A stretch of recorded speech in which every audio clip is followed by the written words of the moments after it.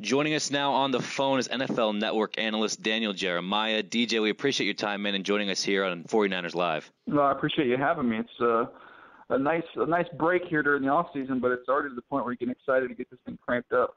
Exactly. We've got about a little over a month to kind of talk shop of the offseason before training camp really gets going. But we're curious here, what are some of the rumblings you're hearing from 49ers minicamp and the offseason program as a whole? Maybe some standout players and storylines that you're hearing from SAP Performance Center. Well, look, everything I hear is that everything's just progressing, as you'd like. The young players have come in and done a nice job. It just seems like there's a positive vibe. I think the negativity towards the team that you hear in the press or from the outside, it's not that way inside the building. People are excited about this football team going forward. This is still a very, very talented roster that seems to be kind of embracing, for the first time in quite some time, embracing that underdog role which they find themselves in. I want to talk about some of the guys who've been on the roster before we get to some of the rookies, which I know is you are the draft expert at NFL Network and NFL.com, but Colin Kaepernick continues to evolve. He had a very high-profile offseason. They're also implementing an up-tempo offense, less verbiage in the huddle. How might that help a guy like Kaepernick, who is an athlete and well-known for his ability to run? Well, I think it's huge for him. I think it puts him squarely in his comfort zone with what he did coming out of college.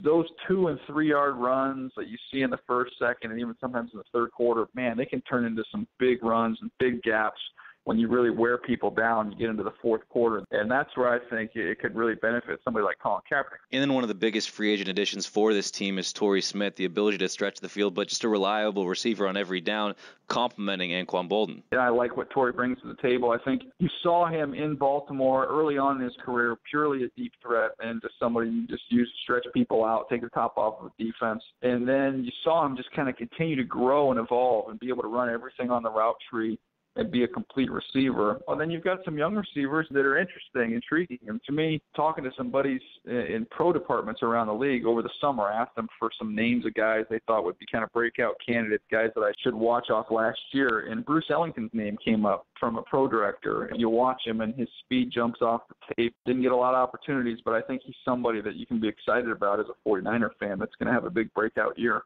Yeah, Quentin Patton, another guy, Ronald Curry, 49ers wide receivers coach, saying we'll get his opportunity come training camp. It'll be a competitive role with Jerome Simpson in the mix as well and a couple of rookies. One of those rookies who won't be there, still recovering from the ACL, DeAndre Smelter, a guy I know you like a lot, the 49ers' fourth-round pick in 2015. I just loved him when I watched him on tape, and it's unfortunate he had the injury to the knee. But when you watched him healthy early in the season last year, competitive and just tough, physical after the catch, those are the things just jumped off the tape when you watched him. You did see a little bit of Anquan Boldin.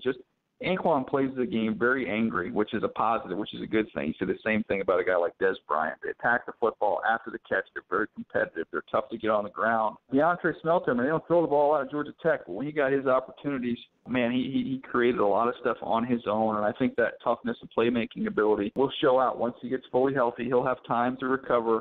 But I think long-term, this can end up being a very, very valuable fourth-round pick for this football team. DJ, while I've got you, we can't talk all offense. A couple names that we talked about before going on. Jaquiski Tart and Eli Harold, second-round pick and third-round picks, respectively.